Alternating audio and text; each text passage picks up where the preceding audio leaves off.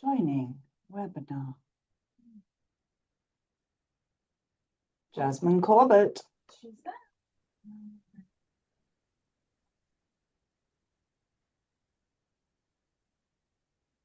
All righty. Why are we not appearing? Hello, everyone.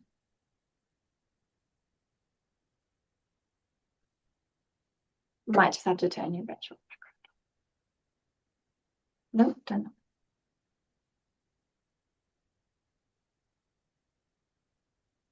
on. I assure you I am actually here. Yes, we are having technical difficulties.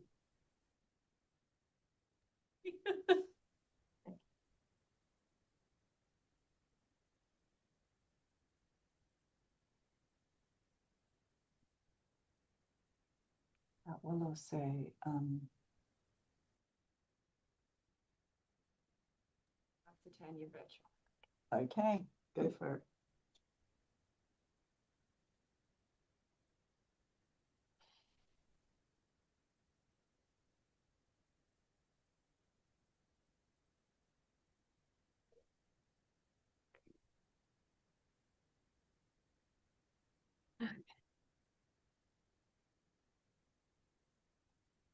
Apologies for the technical difficulties. We will have it sorted soon.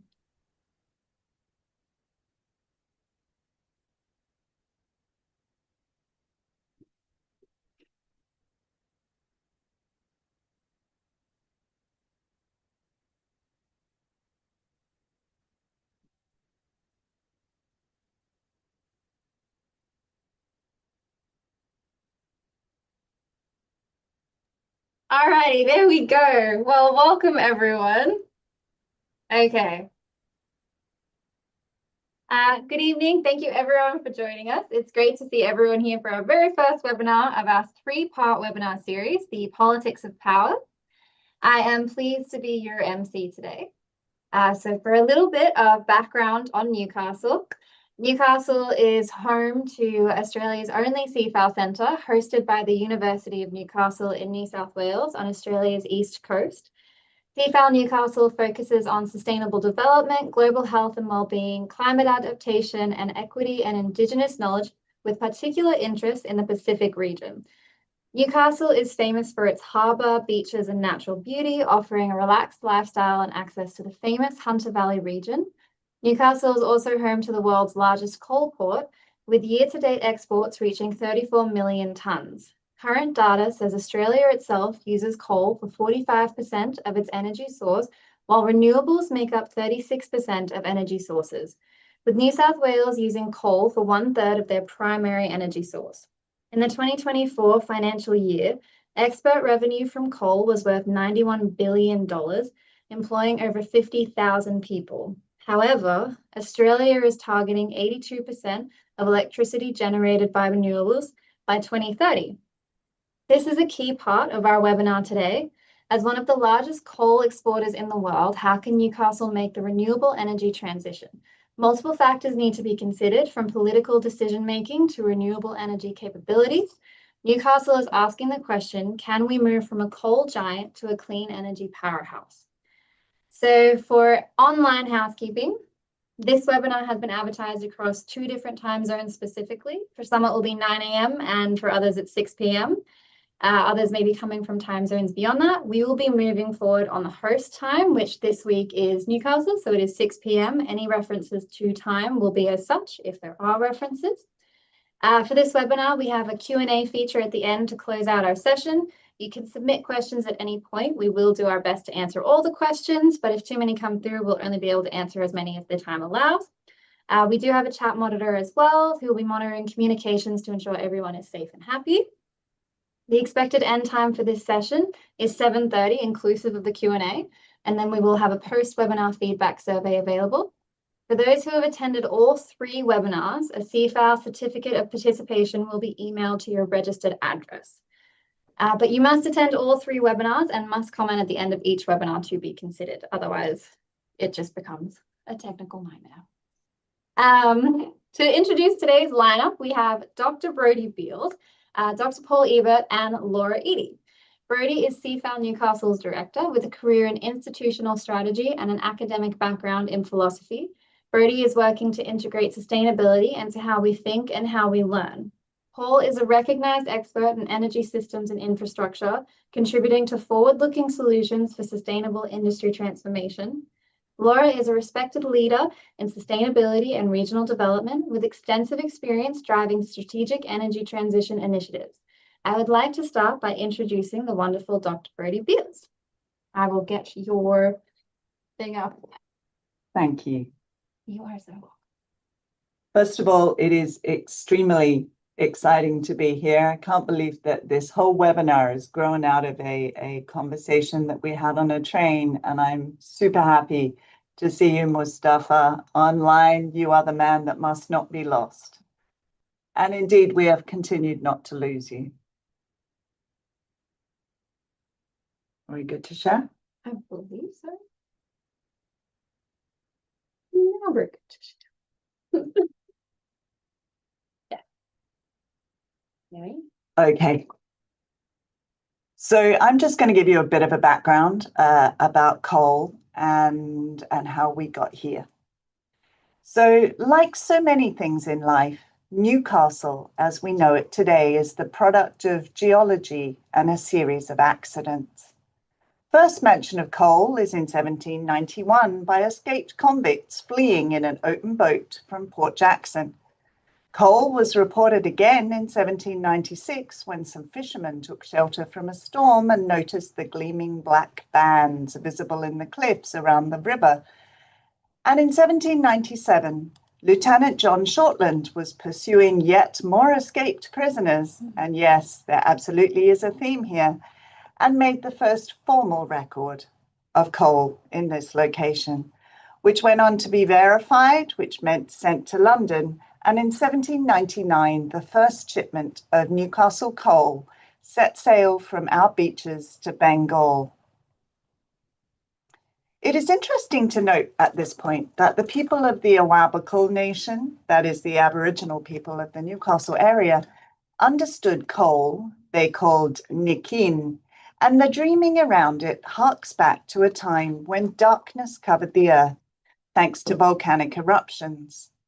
In the Awabakal dreaming, the people met together and decided that they needed to rid the land of the darkness so daylight could return. So they buried the darkness underneath the earth, walking over it, pressing it down, keeping it underground.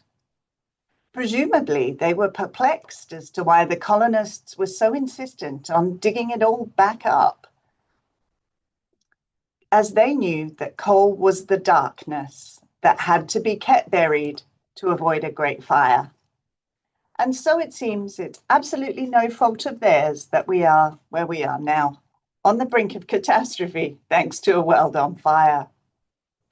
Finding coal was one thing, and using it was completely something else. It was of no use to the colonists in the ground, but getting it out was dirty and hard, and it was dangerous. So they used what they had, and what they had was convicts. The coal was collected by convict labourers, digging haphazardly into the cliffs of the foreshore following the seams. A settlement was organised purely to house the convicts and the military unit responsible for making sure they worked. And settlement's hardly the word. It was just a few timber shacks for the overseers and tents for everyone else. But it persisted as the seams appeared to stretch out from the shore back up the river that, yes, you guessed it, somebody had used all the creativity to name the Coal River, into the Hunter Valley, one of the highest quality coal deposits in the world. But the colony was young and a long way from its source of labour. Workers were hard to come by, and due to a lack of any sort of skill or experience with mining, the workforce was, shall we say, fragile and prone to accidents. Convicts were given picks and told to get at it, hacking away at the exposed seams in a cliff face and in shallow shafts. However, because no one had any knowledge of mining engineering, nobody knew anything about draining or reinforcement or design, Injuries and casualties mounted to the point at which the incoming commandant of the Newcastle settlement in 1804 stopped anyone at all working in the mine until they were until they were supervised by somebody that actually knew what they were doing. It was too bad, even for convicts. Suddenly, skills that were commonplace in the mid-north of England were gold dust. But until 1823, Newcastle was little more than a shanty town come jail. In 1823, the big report was published, and that changed everything. It identified coal as a way to build wealth and improve conditions in the colony of New South Wales. And in 1830, the government worked out there was money to be made in this seemingly abundant supply of flammable black rocks and began to get serious. They formalized a company and began regulation. They hired a mine manager, a Mr. Henderson, who came to Newcastle in 1827, and the mines transitioned away from convict labor when they worked out that the real money was to be made in industrial scale production. And to do that, you had to have people who knew what they were doing. Industrial vision and a thirst for wealth saw the opening of new pits with real miners and experienced engineers and exploring further and further up the valley that necessitated the building of a railway system and a proper wharf to move and export the coal. Over the next 100 years, they invested in actual buildings and people who weren't convicts. And people who weren't convicts or members of the army came here to work the mines. The new city of Newcastle had a port and it had a railway.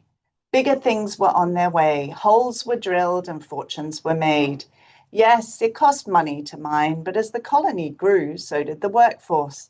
And the reliable source of taxation income from Newcastle's black gold financed many grand buildings in Sydney, and together with income from wool, cattle, and grain, kept the economy afloat through Federation, the Depression, and 2 world wars. Building a steel mill here in the early 1910s was just common sense. I mean, that's where the coal was. A suitable workforce lived here, and it's where the infrastructure existed. Building it anywhere else would have been crazy. With the miners came history, and I think both Laura and Paul are going to touch on this later. History of where they came from and the thoughts and beliefs they carried with them.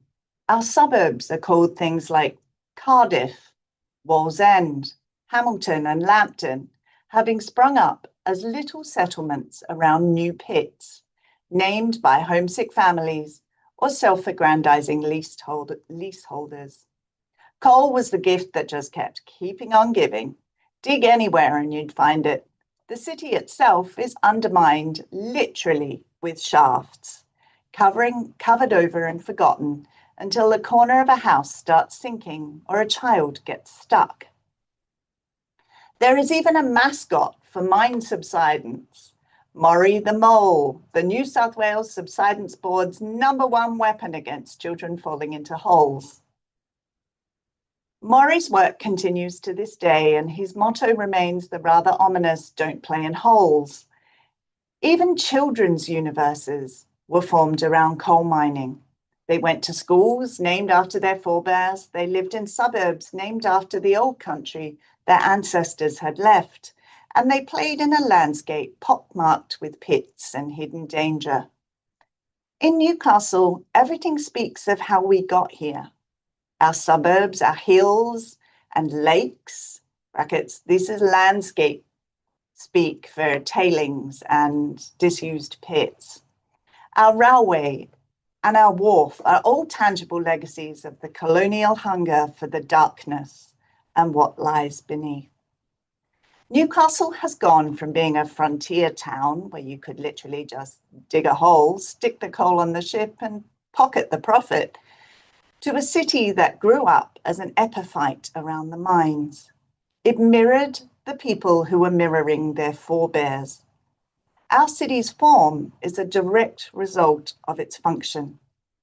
We imported a way of being at the same time as we imported workers.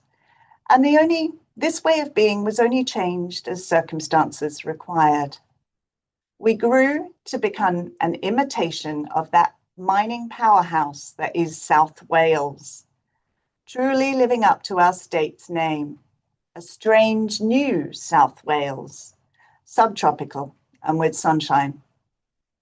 With the advent of the BHP steelworks, we transitioned to a bronze boom town. We were Manchester in the sun. Unemployment disappeared. There really was a job for everyone, and the resulting Newcastle steel, made possible by Newcastle coal, built Australia, literally and metaphorically. But the steelworks came to an end with the century, and while some industry remains and the port is looking to diversify, mining has long stayed with the Newcastle people as a significant employer. In the financial year of 23-24, the Australian government pocketed $59.4 billion from mining and associated industries. Industries that remain, in the eyes of many, undertaxed in relation to the amount of support they receive from federal and state government. Australia's geological wealth has long supported its standard of living and national growth. It's been an easy, reliable source of income. People need power. They want the lights to stay on, and there's no steel without coal.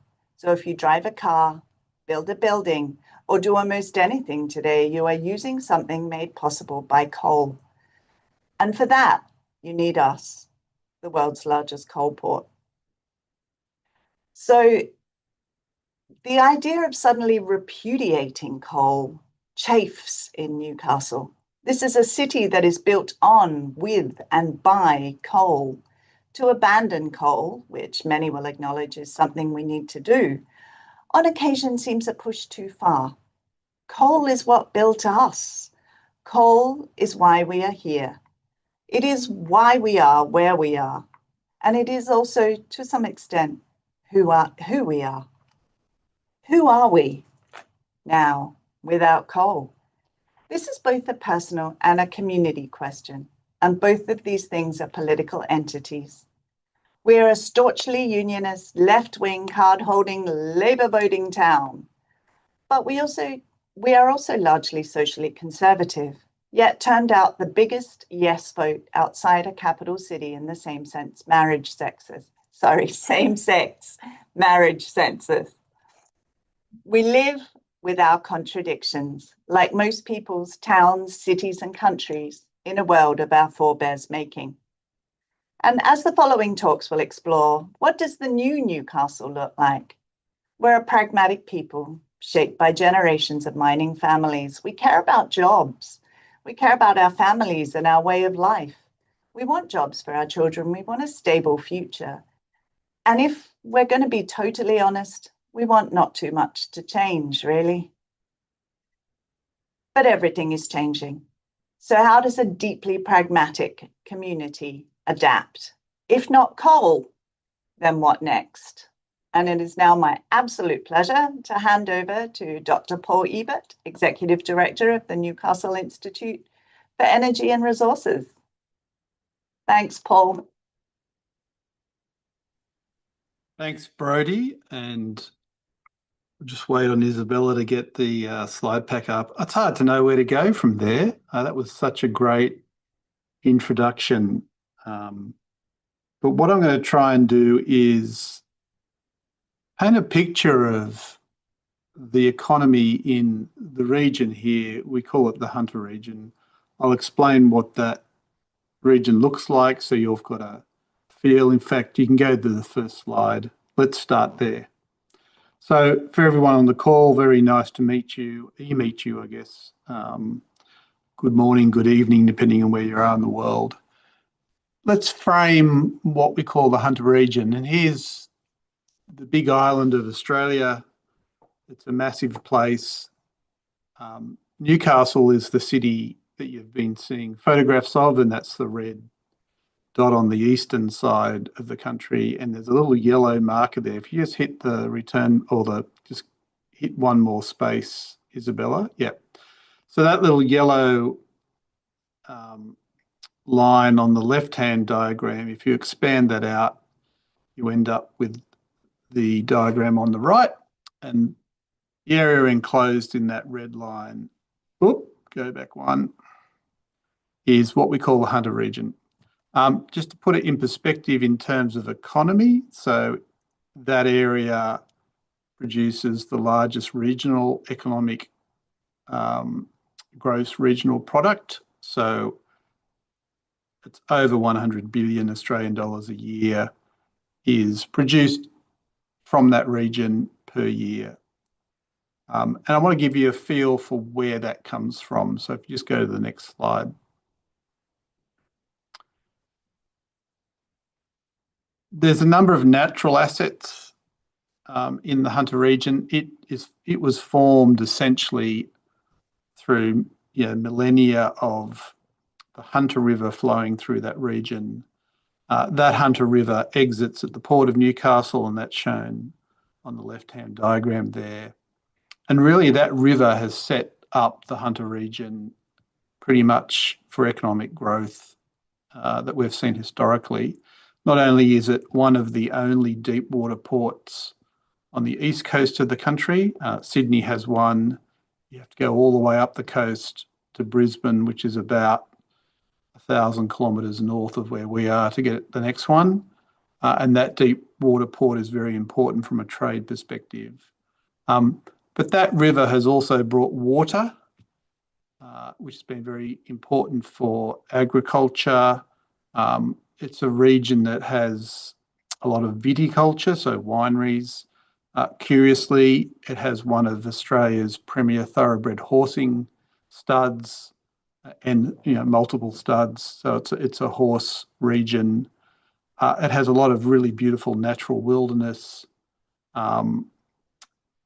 I think Brodie mentioned milk production and livestock, and it's also known for its tourism. So they're kind of natural assets that have come essentially through that river flowing for so long. If you just go to the next slide.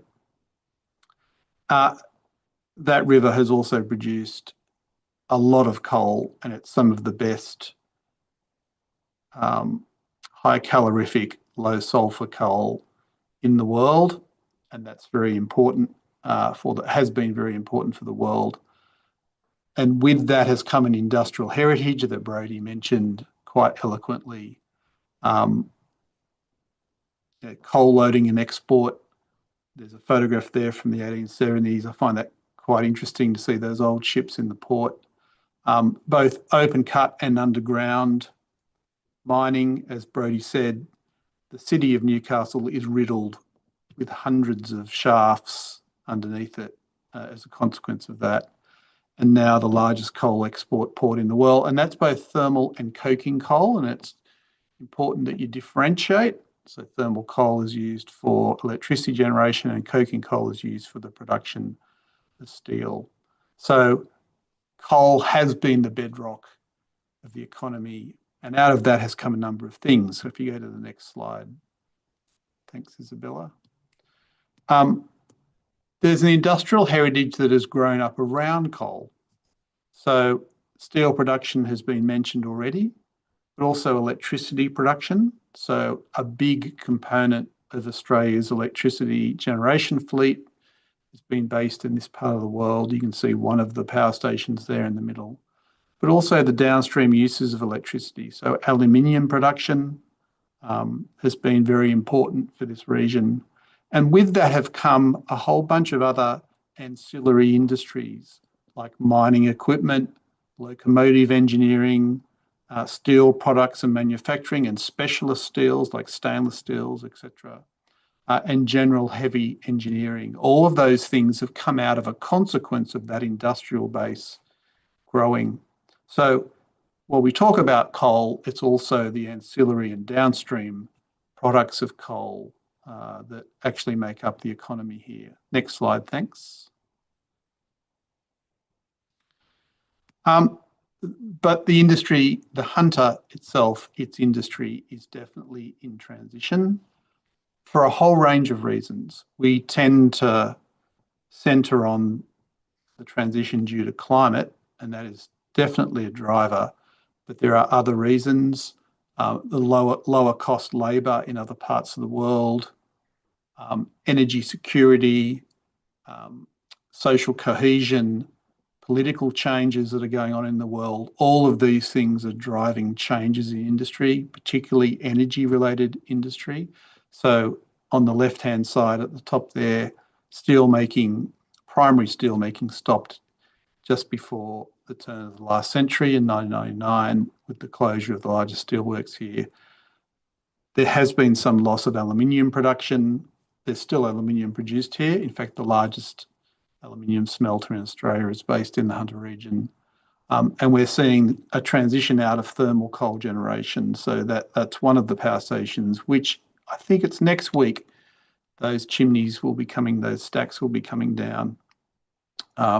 So we are seeing closure, and most of the thermal generation in this part of the world is going to be closing in the next 5 to 10 years. What's replacing that is quite interesting. Use of natural gas. So we're seeing that used more. Just stay back on that slide. Thanks, Isabella. And we're seeing some of the new technologies, new energy technologies come into the region. And what they're riding on is the infrastructure that's been built up around coal and thermal power generation. So energy storage, we're seeing much more investment in the renewable energy world. And those ancillary engineering capabilities are starting to translate into really diverse, bespoke type industries. So the Hunter region's now producing technology which goes into defence. And for example, in that photograph from the bottom right, I believe the electrical systems are built in the Hunter region. So, that base that was built up on coal has started to transition and starting to diversify. So next slide, thanks. And what we're starting to see is the emergence of new industry. So while the electricity industry has been the first to transition, all of the downstream industries of energy are just starting to show impact of change and impact of transition. Now, what's important are those kind of things along the top there. With all this industrial base also comes a whole range of skills, important technical, manual skills. There's a workforce, and that's very important for the future. I mentioned infrastructure. The industrial infrastructure that is built up in the Hunter region is really important, and it's very valuable, and you don't easily replace it. There's also an industrial culture, and that can be commercial culture. It can be the way you organise and build things, the way you operate large industrial plant. And as I've mentioned before, niche manufacturing. So this manufacturing capability is still there. It's at smaller scale, it's niche, but it's still there and is pivoting to new technologies. Some of the new industries we're starting to see are kind of in the value chains, the downstream value chains of energy. So the hydrogen value chains, for example, the use of carbon products, and a really interesting one, circularity and the use of waste. So there are some used solar panels shown there on the right-hand side, and those sort of circular, what we call urban mining technologies and innovation are starting to translate into potential industries of the future. And this is just a small sample. So if you think about using those skills, infrastructure, culture, and manufacturing capability along the top there, out of that comes some really interesting new opportunities. So there's a colour on what's happening in the Hunter, how it's transitioning. Now, just a comment before I hand on to Laura. One thing I am very aware of is that such a transition doesn't come easy, and Brodie talked about the fact that we kind of like things to stay the way they are.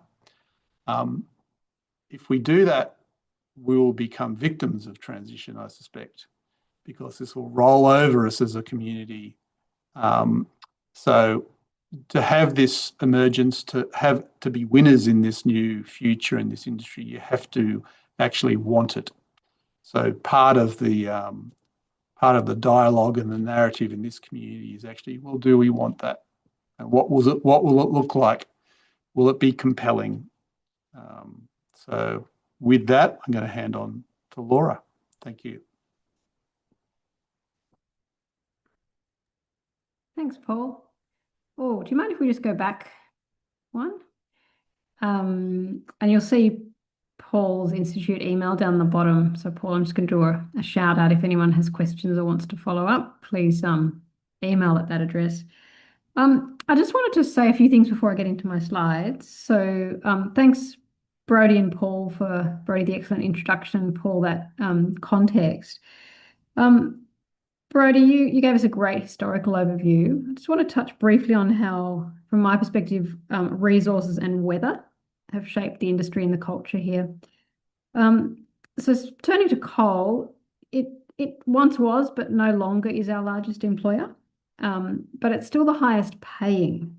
So Paul's point about people having to want a new future and being able to see themselves in that future does have a bit of a barrier in that it's quite easy if you live in one of the coal regions here to go from school with very little qualification into a high-paying coal mining job, or at least it has been. The belief in that straight-through pipeline is starting to diminish and it's creating some issues for youth, which I'll touch on in a minute. I also wanted to just share a personal anecdote. I am, of all things, I'm learning the saxophone from a very good local trumpet player who has a Welsh background. So she comes from a long line of Welsh trumpet players, and she still coaches and supports a number of the town bands that have been an incredibly important part of the social fabric of the Hunter Valley, right from near Newcastle all the way up into the upper Hunter Valley. And so it's quite interesting to see that legacy lives on. Secondly, I said I'd mention weather. So the Hunter used to be a very large dairy producing region. It no longer is, although there's some remnants in a few parts of the upper Hunter. My institute's history actually comes from very significant floods in 1955 that disrupted the dairy industry to such an extent that the community and the industry got together and said, we need to diversify. We need to have enough knowledge at our fingertips to be able to choose how we push for the full economic and social development of the region. And I'll touch on weather again a little bit later in the presentation. So look, Brodie pointed out the extraordinary geology of the region, and from one perspective, it has been incredibly lucky. So as Paul mentioned, there's some of the highest quality thermal and coking coal in the world here. It's connected by a port through to the world's largest coal export terminal, and a port that isn't blocked by in the way that some of the other ports in Australia are. So we're actually very, very lucky from that perspective. And for many decades and longer, that geology has actually funded all the hospitals, schools, infrastructure of the region, and a standard of living that a lot of regional areas in Australia just can't match. But that geological fortune does have a bit of a shelf life. And what we're seeing now is that two of our three largest customers, so Japan and Korea, China being the third. So Japan and Korea are looking to legislate their way out of coal dependency with their net zero plans. And so understanding what that means and how fast that change might impact the Hunter shapes everything I want to say about what the Hunter does next. Can we move to the next slide? So I'm going to touch a little bit on the politics, which is not, it's not simple, but it does, I'm going to try to simplify it. So I'm going to talk about two different perspectives on the coal timeline. Now, this is about the coal mines this is not about the power plants. The power plants are retiring because they're old and too expensive to run. This is about the coal mines that are still exporting around 98 million tonnes per annum, or $13 billion a year worth of exports across the Hunter and the Central Coast. And so what I'm showing on the screen here is two potential timelines for a reduction in those exports. So the solid line is based on the current approved timelines for those mines to operate. Now, it's not the amount of coal they could produce, it's how long they're currently approved to operate for. And interestingly, that lines up pretty much with one view in the community, which is that production must reduce by 50% by 2030 if New South Wales is going to achieve its net zero targets. So we have legislated net zero targets of net zero by 2050 with an interim target of 50% reduction by 2030. And some people really think that that is what must happen and therefore will happen.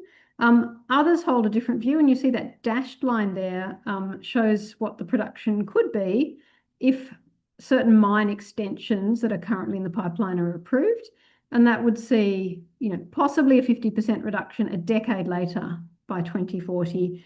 And that mismatch in the community of what people think must happen versus people think might happen actually makes it really hard to do good planning and raises the risk of political polarisation.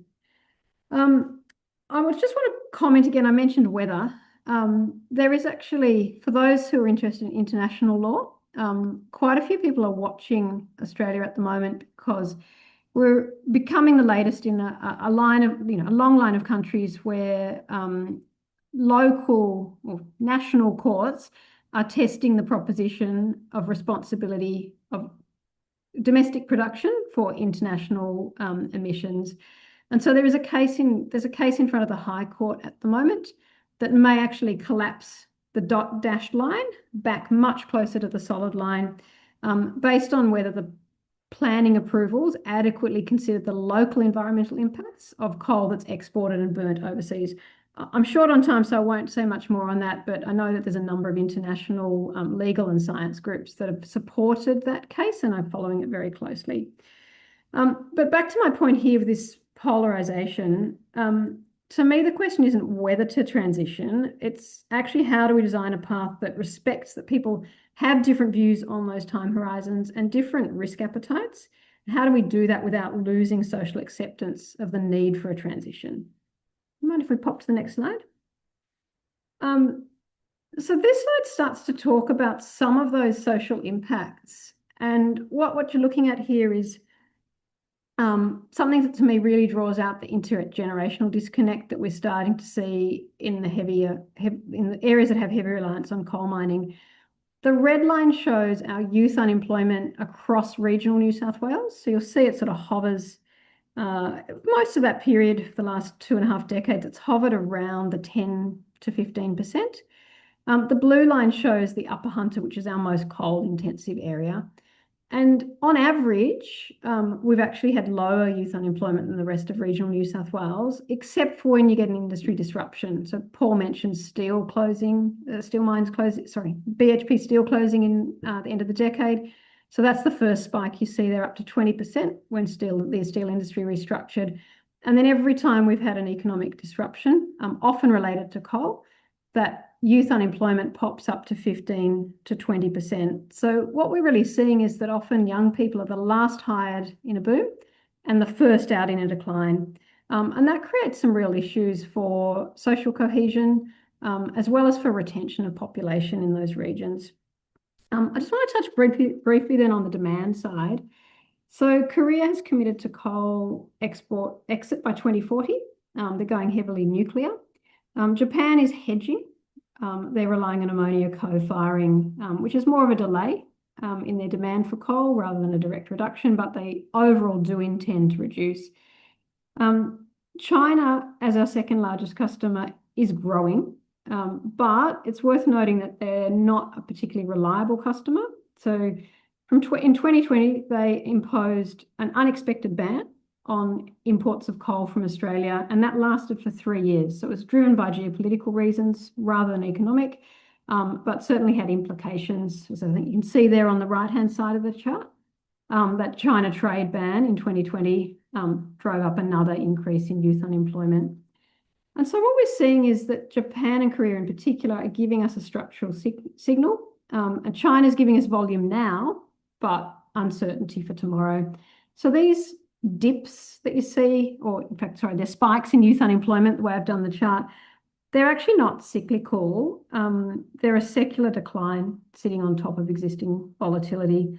And so I guess the question for the region socially is if that's what it looks like when coal is still here and reasonably dominant in terms of paying high paid jobs, then what does it mean for young people and future generations if we do see that structural decline setting in towards 2050? And look, it's not an argument against coal. I think it's an argument for making sure we really think through what the future looks like for the next generation so that they're not exposed to a commodity cycle that we really can't control. And so that brings us to diversification. Can we go to the next slide? As Paul mentioned, we have a pretty diverse economy, but we also have some excellent skills in industrial project management, new product development, managing large complex infrastructure. And they're things that we should be leveraging. But what I've observed in my time working on this issue is that the Hunters pattern, certainly from a government perspective, seems to be about picking the next big thing, placing a lot of bets on that, and then when each time that hits technical or economic hurdles, jumping and starting from scratch and picking the next thing. And so we saw that with offshore wind and ammonia being heavily pushed, ammonia and hydrogen being heavily pushed as the solution a couple of years ago. Offshore wind's not currently financially viable, so there's a bit of a going back to the drawing board and looking at what the next thing will be. And that's not really a strategy. It's sort of, I guess, placing sequential bets and hoping that you get it right in time. But as we've seen from our last slide, we don't have a lot of time. We're losing young people and potentially impacting their futures if we don't a bit smarter about this. When we look at the Ruhr Valley, that failed for a long time, but then succeeded when it actually started deepening existing industries rather than chasing new ones. And I think the Hunters' advantage is really the same. We've got heavy industrial capability we can build on, but I think we need to take a different approach. So think about this as you would if you were running a corporate, and actually have a portfolio management approach where you see on the left side of the screen we've got coal that's still going for at least another decade, maybe longer. Use that to build up our nearer term growth options, which could be ammonia and nitrates, could be clean fuels, and then also placing some bets on the longer term. So things like green hydrogen, aluminium and steel, which require a lot more technical development, but if they pay off and become commercially viable, could certainly be a very big contribution to the economy. So I just wanted to finish by saying that the transition isn't for us about finding the right answer once. It's about building the institutional capacity to keep making better bets. Thank you very much, Brady. I'll hand back to you.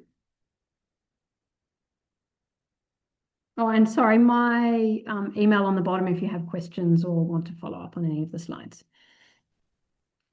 Thank you so much, Laura. And also Paul, that was fantastic. We'll give everyone a slight moment to start getting their questions and ideas around this space together. You mentioned the Ruhrgebiet in Germany, and there's other places, Spain, for example, produced a large amount of coal and is now backed out of it completely. What lessons can we learn that are potentially directly applicable here, and what might need to be changed or altered or contextualized? Paul, I might go to you first to give Laura a break. Sure. Let me kind of shoot from the hip on that one. I think the first lesson is it's possible. Now, I've seen lots of, I was based in the UK for many years, and I saw some communities very heavily impacted, and there was really quite poor planning around that. But there were others that were well planned, and I think, kind of going back to what Laura was saying, I think there are steps you need to take to build up the value chains that replace the incumbents. This idea of using the incumbent industries to essentially bankroll the new industries, I think that's very important. You've got to have capital and economic growth to build the economy of the future. Yeah, so there's some sort of shoot from the hip reactions. I see Laura nodding. What do you think, Laura? I agree. I actually find the Ruhr really interesting because it's often held up as an example, and yet they almost got it wrong. So there were many years where there was a lot of union opposition to the changes, a lot of money spent and wasted, and it was really only through a lot of extra money being put in, plus some pretty significant state level economic planning, that they eventually got it right. It's also quite different from here that their coal was for domestic use. It was brown coal used domestically, whereas we are high quality black coal that's exported. So the politics are different here. And I think there is the potential for a dual track approach where we maintain that export while also building other industries. But it does require it requires people to see their futures as being possible in the new industries. And that's something I think can be quite challenging to get right. I hear a lot of people locally saying to me, you got to see it to be it. And that's certainly something we observe for the Upper Hunter, where young people are no longer seeing their future in coal. They're no longer seeing it in agriculture.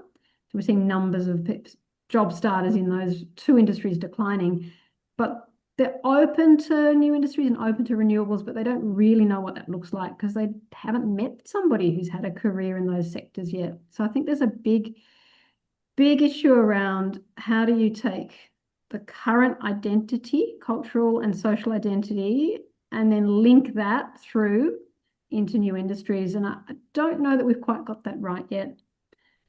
There are a couple of other international case studies that are interesting and showing green shoots, pardon the pun, but they often haven't handled their Indigenous communities well. So when I look at the US in particular and parts of Canada, they either don't engage the Indigenous communities, so you have people being left behind, or they've managed to maintain coal production or oil production in one area of the state, and build their green industries in another. So we're quite unique in that we want to do the two together in the one location, which makes that social legitimacy and the belief in the future even more important. Where do you think that the government, first of all, two questions. What role does the government play in planning this transition?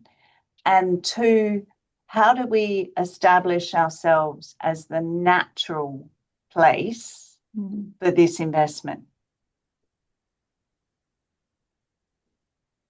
Do you want me to have a crack, Paul? Go for it. Okay, so I think what role the government does play is quite easy to answer, but what role it should play is the question I really want to answer. So look, we at the moment are fortunate to have both at our local, so state level or provincial for those who come from different countries, and our federal or national level, we have governments that understand the importance of the region and have a significant level of support for manufacturing. So transition without deindustrializing is currently, I guess, politically acceptable. And so that's great. There's money going in, there's investment in innovation, there's a consideration of how important it is to get it right in this region to show that it works for other regions around Australia. But we have also a long economic policy history now of rubbishing the idea of needing to support industries. So we've been very economically rationalist since the 1980s, and that needed to be done.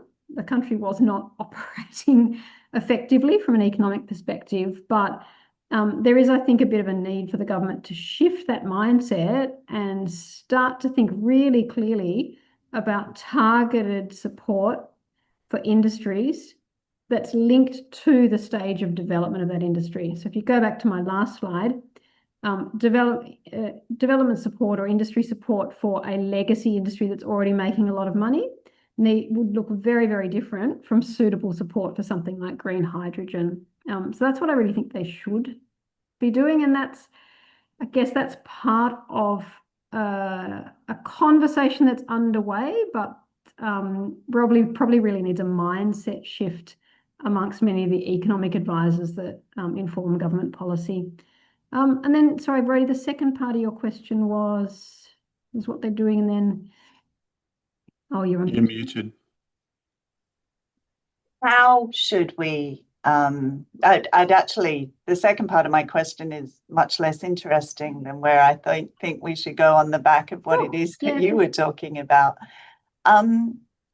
What should, in your mind, the government be doing, and how much should they be putting behind it? And Paul, I think this question's going to apply equally to you. I think if the government doesn't take some kind of role here or create some kind of feasible plan, we run the risk of becoming a retirement village for Sydney.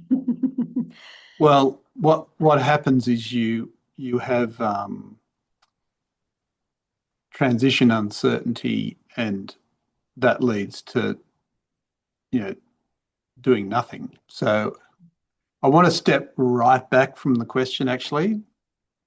And if you consider the history of the Australian political scene, unfortunately, energy has been a political football.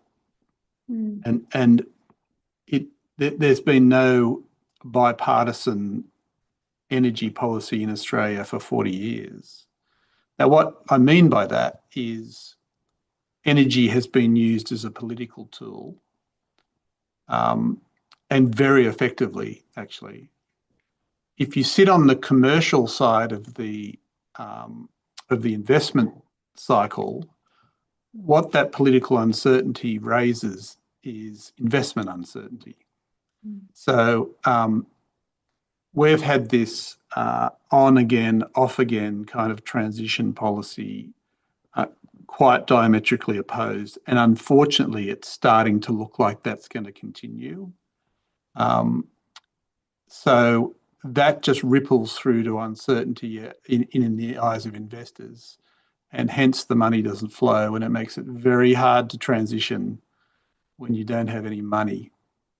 So it would be lovely to think that the political situation might actually align for the best interests of the country, because energy is so important to economy, to social cohesion, to all the things we hold dear. But I think transition at its heart is going to test capitalist democracies like Australia like never before. And we're going to see that play out, I think. To go more specifically to your question, there's no doubt there's a lot of political will in this part of the world. There's a lot of interest and narrative around reskilling and new economies. The problem is it's not translating, in my view, to fundamental industrial development. In many respects, the hunter has lost some of its skill sets. So it's kind of heavy engineering and manufacturing skill sets are starting to diminish.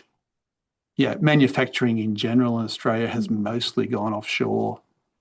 The current energy crisis that the world is in has exposed that somewhat.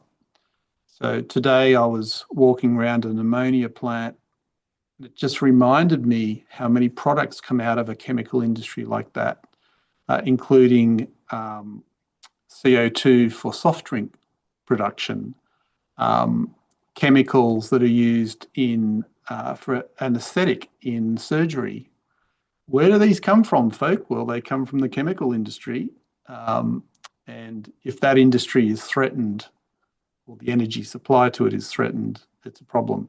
So I think, yeah, again, I'm kind of waffling a bit, but policy direction is very important.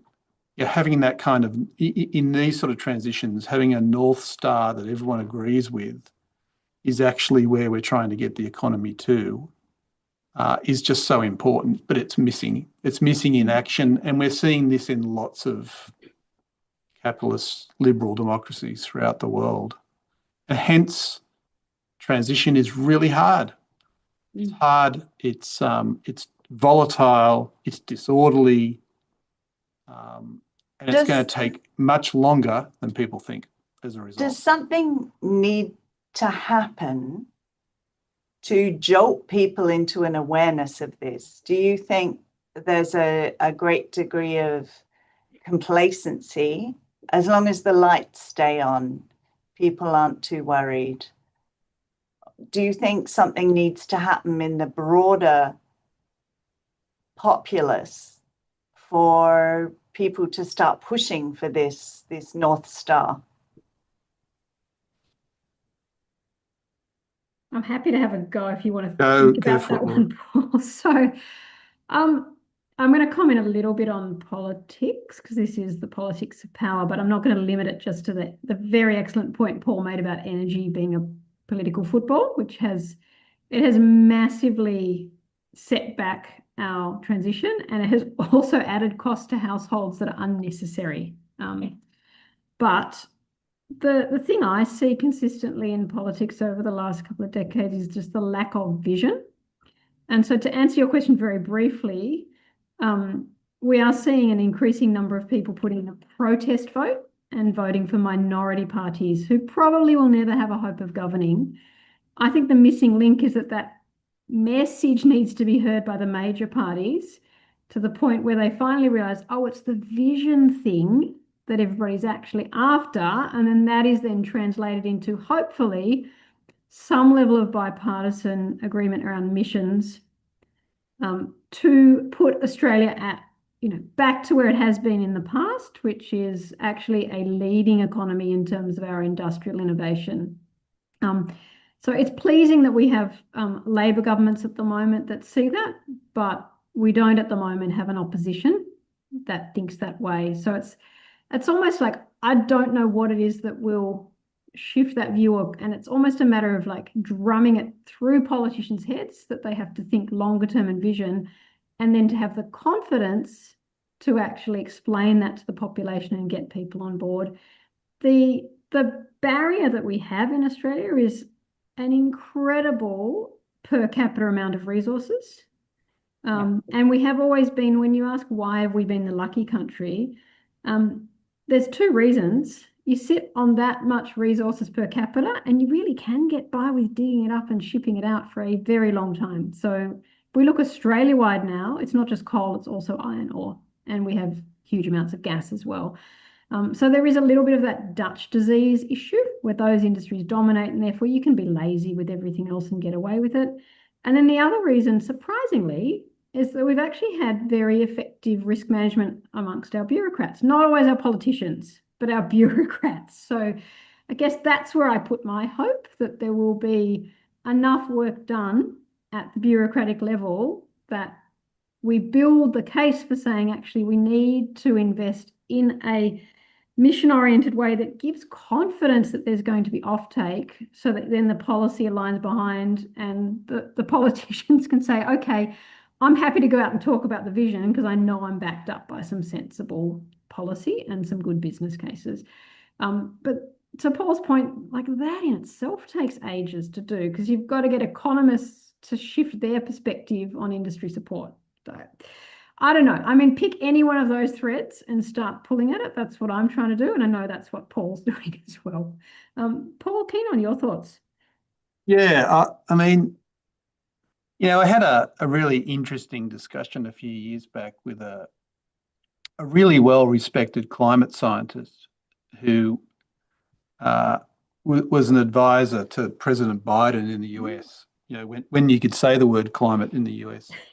Um, and I asked him how frustrated he was, with the lack of action.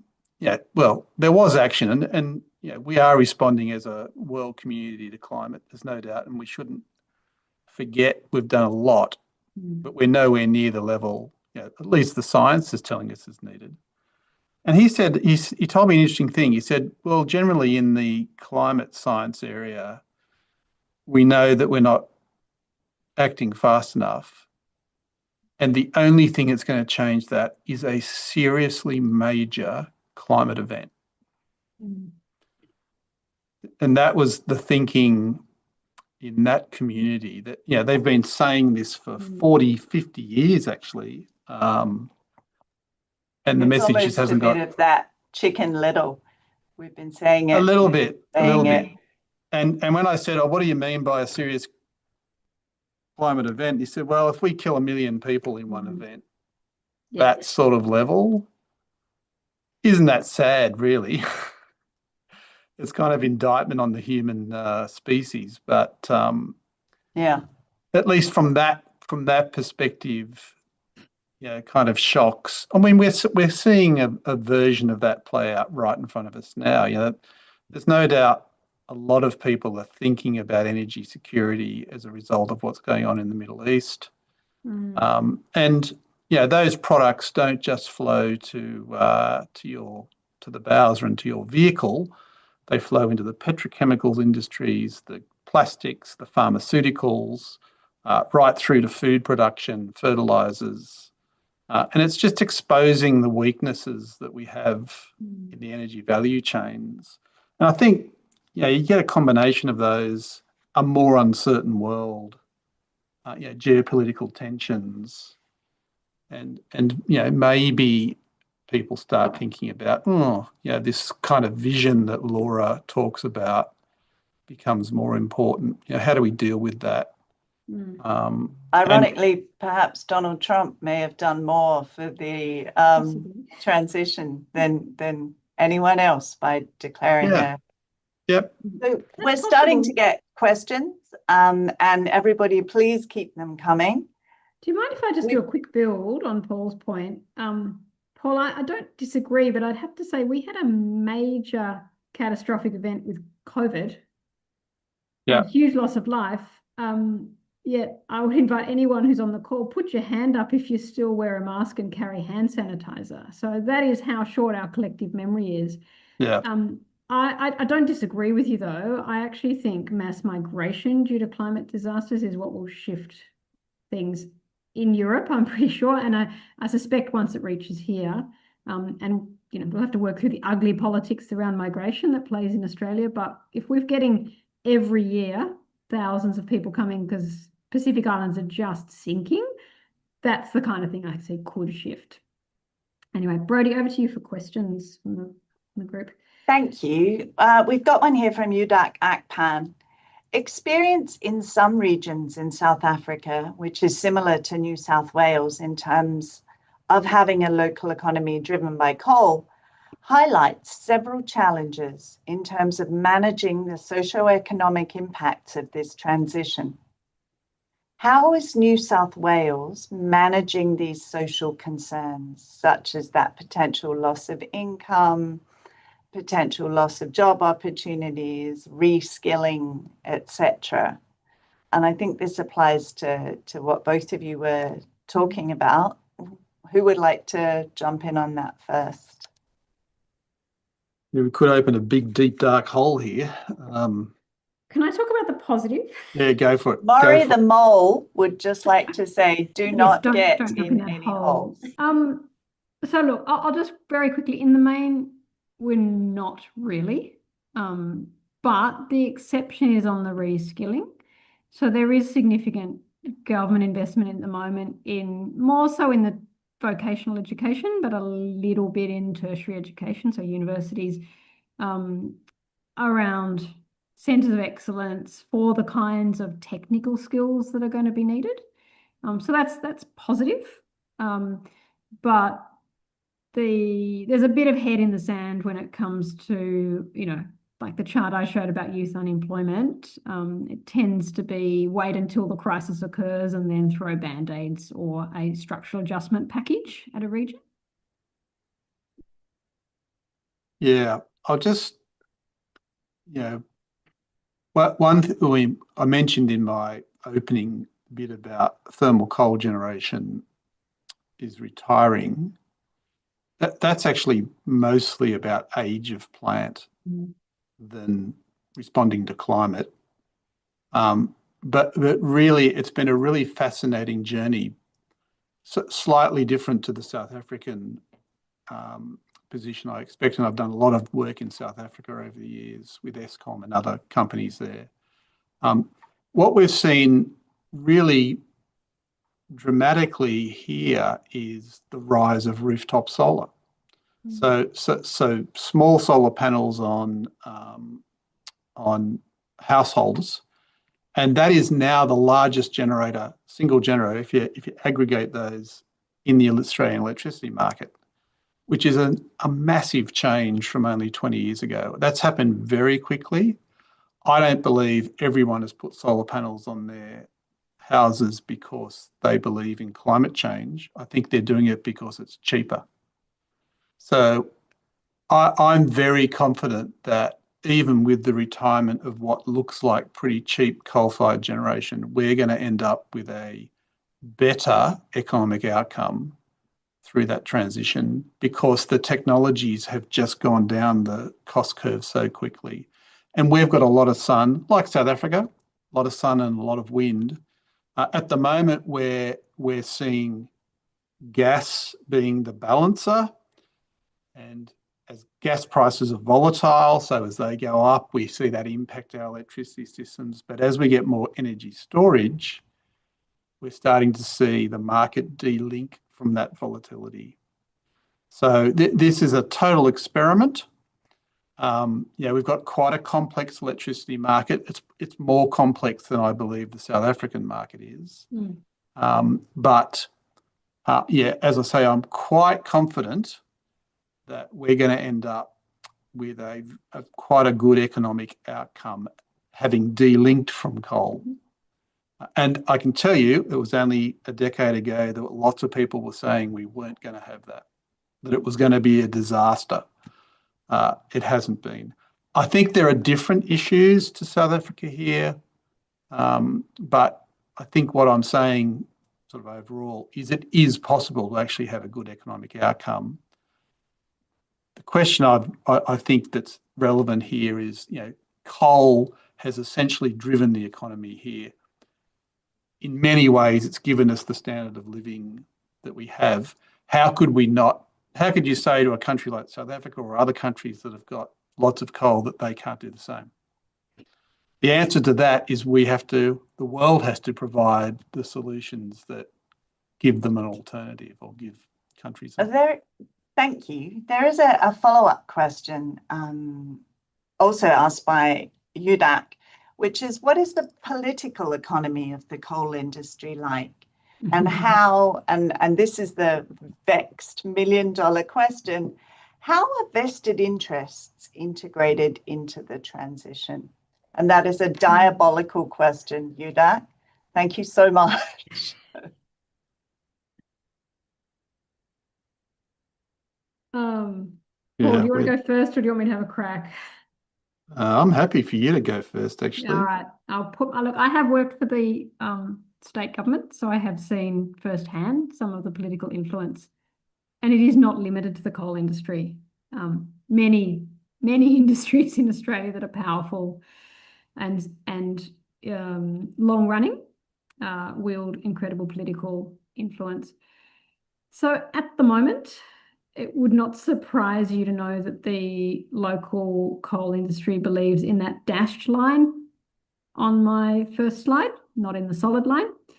And in fact, their view is the industry should continue to operate as long as they have reserves. And they do have a lot of reserves. There is a lot of coal still.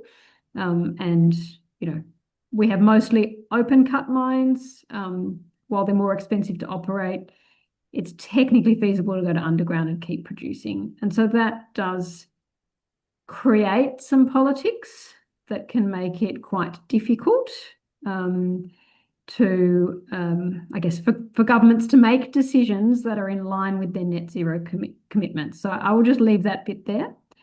As to how interests are integrated, I think the comment I would make is that we do actually have some corporate responsibility amongst our coal mine operators. So I don't want to say that they all hold the view that coal should continue until the resources are exhausted.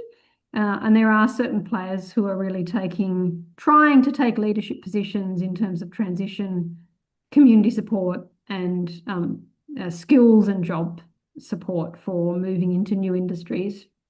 But it's not all of them. So I think the answer is we have to work with those who see the need for change for the best economic and social outcome for the region, while accepting that the broader politics will always be driven by, I guess, by that profit motive. And that's not something that companies should be embarrassed by, that I guess different organisations take different perspectives on what is the role of business.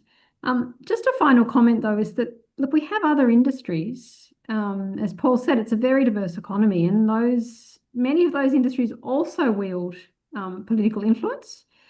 And so you can certainly get some very interesting outcomes sometimes when there are differences of opinion between different industries around how landscapes should be managed and how development should continue. And I've certainly seen things shift politically when other industries speak up. Paul, I'll hand back to you on this. If you want to wade into that black hole. I may leap into Savi here, Paul, yes, because save your questions up for Udak, who is speaking next week.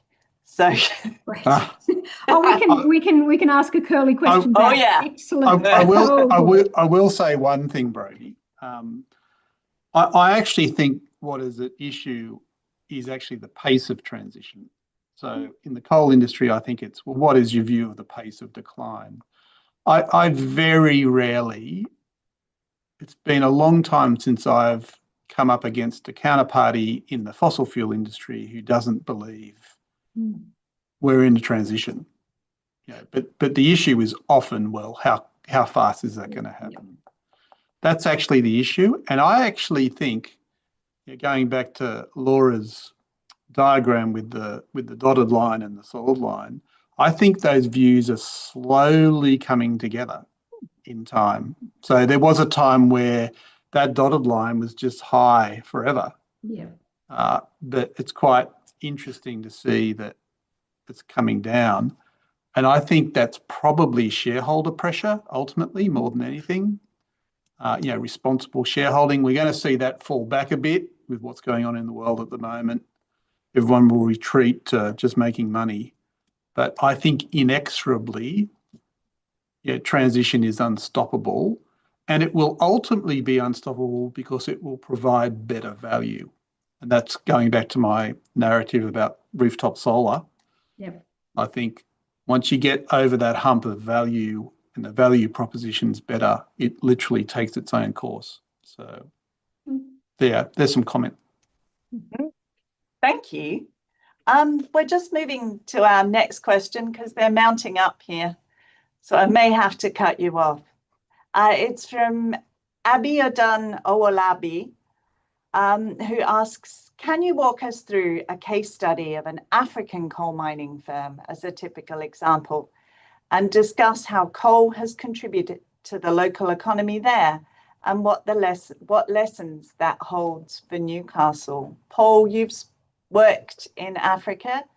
Perhaps but not in coal mining. So I've certainly worked with coal users Yeah, I'm not close enough to give a sensible answer to that because I'm sure there are regional differences that matter. Perhaps that's a question for the next. Yeah, I session. was just thinking we can save this one for UDAC. Coming for you. UDAC, any lessons will be gratefully received. Yes. Yes. Our next question's from Dr. Ibn Idinabo Ogolo. What is the biggest technical bottleneck to integrating the move to energy renewable reliability? Is that a storage issue? Yeah, that last okay. bit was mine. Can I just say, I don't think the biggest issue is technical. I think it's actually social, but I'll let Paul answer the technical piece. Yeah. I was kind of getting out on that line, Laura. Look, the technical issues are pretty much resolving themselves. So, the problem you have with variable renewable input, of course, is there are times when the sun doesn't shine, the wind doesn't blow. What happens initially is you find balancing plant, and I mentioned this before. In this market here, gas comes in to provide that balance because it can be turned on fast, it can be ramped up and down very fast, unlike thermal generation, which has problems with that. And the more renewables you get, not anecdotally, but actually in practice, the more gas you tend to get into a market. But like I said, at least in this market here, and we're seeing it in other markets throughout the world, energy storage is starting to take the role of gas. You throw in a couple of other interesting dynamics like electric vehicles. So not only are they bringing more load, but you can actually correlate your electric vehicle charging at periods when you've got lots of renewables. So in this part of the world, we've got so much solar on people's roofs that in a couple of months, we're actually going to be able to take electricity for free for 3 hours in the middle of the day because there is so much energy in the market, and it's actually taking the wholesale energy cost to zero. So that's an example. Just to end though, the primary problem is not technical. It's actually becoming non-technical. So market construct is an example of that.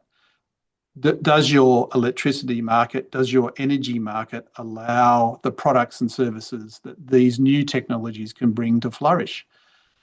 In the early days of battery energy storage here, it couldn't. You actually were breaking the law if you tried to use a battery in a certain way in our market. So the market has to develop as well, and there are all sorts of interesting products and services that can come out of that.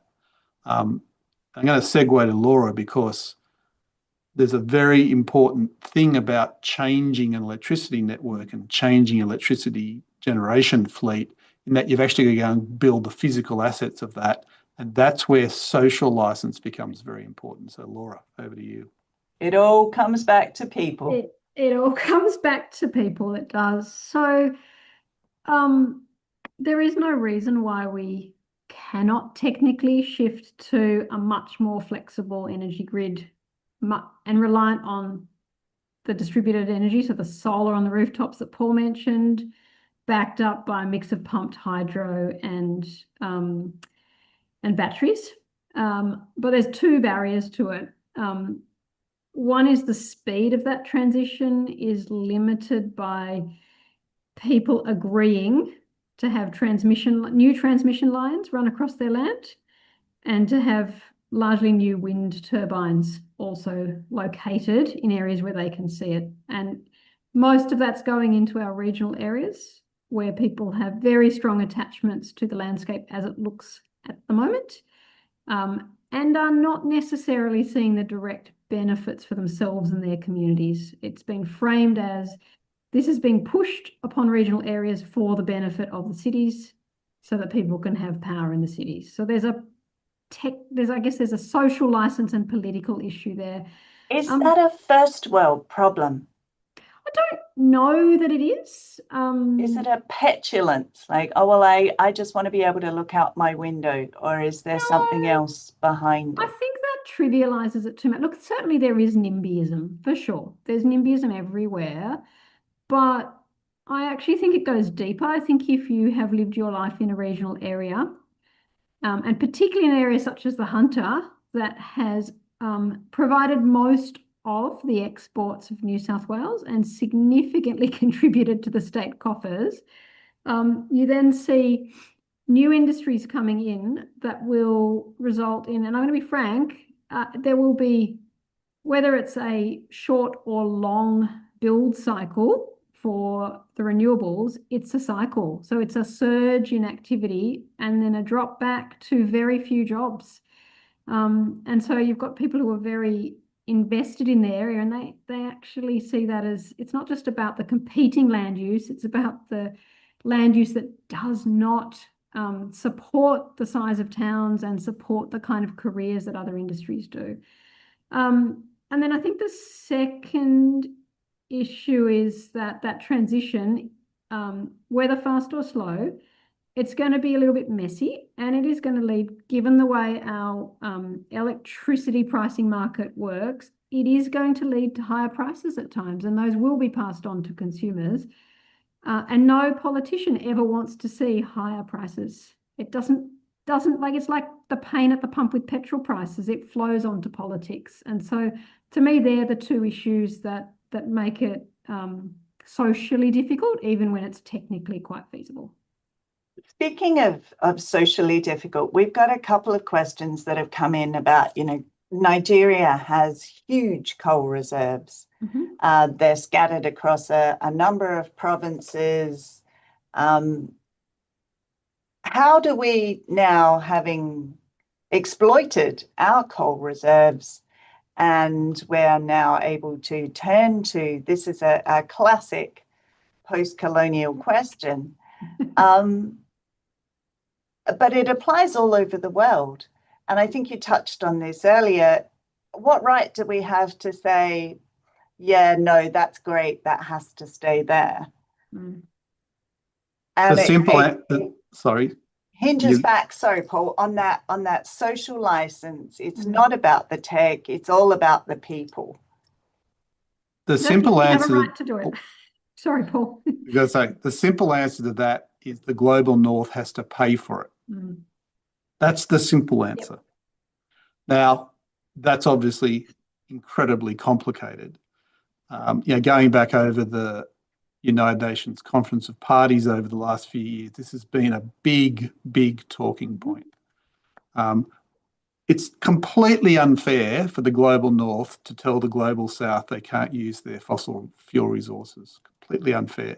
That's why they have to stump up with the money to make sure that doesn't happen, and actually provide, if needed, the technology and investment needed behind that. It's a very difficult thing to get right. And of course, what's happening, of course, is the global north aren't paying. So, not enough, at least. Not enough. Yeah. How do we bring that pressure to bear, or is this genuinely the global north needs to sit down with its conscience and say, actually, we really should be doing we're failing, Brodie. I think there's some hope in that some of the technologies are just simply they're the best commercial option we have, so it kind of naturally happens anyway.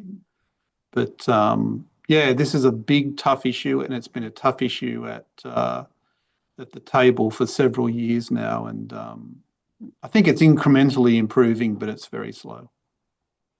I mean, Paul, I think you're right. It does naturally happen as technologies come down the cost curve, but let's be frank, it's China that's done that. It's not the global north. The global north is thinking about how they then benefit from an economic competitive advantage point of view, not really thinking through the technology transfer to the south in a way that will allow for sustainable economic development there. So I do think there's massive failing. what we do about it, I mean, I'll go back to my comment before about mass migration due to climate disasters. I think that has potential to shift the tenor of discussion in privileged countries. What we do about it locally, I think sustainability does also have that slogan of like, think global, act local. So we have very disadvantaged, relative to our white population, we have disadvantaged Aboriginal communities. And so I'm quite passionate about making sure they're brought into the transition and benefit from that in a way that allows them to have economic sovereignty, and potentially even, going back to that great coal origin story, Brodie, that you outlined at the beginning, potentially that is our ethical underpinning. And so we need to draw on the incredible generosity of Aboriginal people in sharing those stories to say, okay, how do we shift the way we think about this locally and globally? And I think we've got a final question that kind of unfortunately has to be our final question, that kind of sums it all up. How do we, and it's a question specifically about benefit sharing formula between regional government and the coal producing area and the national government. Is there any specific, and this is something you were hinting at earlier, Laura and Paul, that the government is putting some investment in here, but being as how we're also the people that have really benefited from having the coal, to what are we due, and how much is our problem to just shoulder ourselves? Sorry, that's an ethical question. Back up that last bit. To purely the practical element, is there a formula in place currently that you're aware of? Yes, there is. Has been. There've been royalties for regions. So there have been programs that have seen the royalties collected by more so state than federal governments reinvested in infrastructure. And then Paul, you might be more across this than I am, but with the renewable energy transition, there are policy guidelines about community benefit sharing. Whether they're working or not, I mean, there's a whole design question there. Yeah, I mean, that wasn't the question. Just okay. That wasn't the question. And so, is your question to what extent should the central government? No, what kind of things are currently in place? So whether or not it should be different is a rabbit hole that I'm. So look, I think that Maury tells me we shouldn't go down. I think there's a recently concluded royalties for region program. And so I think there would be, not that hard to start that up again. And there's an emerging, I guess, system around renewable energy proponents providing benefit sharing to communities. So there are things there. Whether or not they're enough and seen to be enough by the local communities is a different question. Paul, would you want to add a? Look, I've been watching the chat, and there are lots of questions around fairness. And if this transition isn't fair, it's not going to happen. It's just going to stall. So all those questions around the use of coal and that, unless those communities are given options, the transition won't happen. I think governments, sorry, Paul, governments tend to want to make this a technology problem. They tend to want to be saying that, that we'll find a widget, we'll invest in it. And that was the thing that Laura was saying earlier. It's this serial monogamy of continual investments in just one next big thing. But eventually the problems are people. It's whether or not hearts and minds and concepts of fairness and equality and what is owed are going to be our Achilles heel, but also potentially the one thing that makes it fly. Correct. Yep. And I think it comes down to the intergenerational piece. So, if you're a 15-year-old living in Muswellbrook, looking around you and thinking, am I going to go into coal mining like my uncle and my dad? Am I going to go into agriculture like other members of my family? Actually, neither of those look too attractive. And houses now cost twice what they did only 10 years ago. Still cheap by Newcastle standards, but not but expensive by local standards. And your choice is curb your education aspirations to find a job that kind of works within that region versus leave. That is where the rubber hits the road politically. All right. Thank you. Thank you so much, Paul. Thank you so much, Laura. And thank you to all of the people that asked questions. And thank you all for coming along. Please tune in same time, same channel on next Friday when we look at the case study of Nigeria, and we'll start saving up all those questions for you, Jack. Thank you. From all of us here in Newcastle, good evening, but I hope you have a wonderful day ahead. Look forward to seeing you all next week. Thank you so you. much, everyone. Thanks. Thanks. See ya.